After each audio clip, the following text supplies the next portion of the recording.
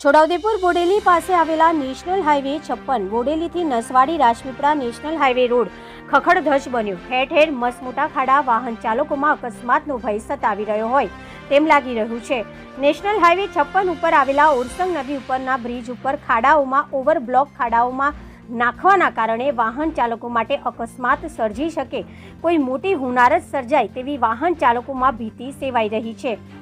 આ માટે તંત્ર દ્વારા તાત્કાલિક ધોરણે રોડ રસ્તાના ખાડાઓનું સમારકામ વહેલી તકે કરવામાં આવે તેવી દરેક વાહન ચાલકોમાં મોટી ચર્ચાઓ થઈ રહી છે।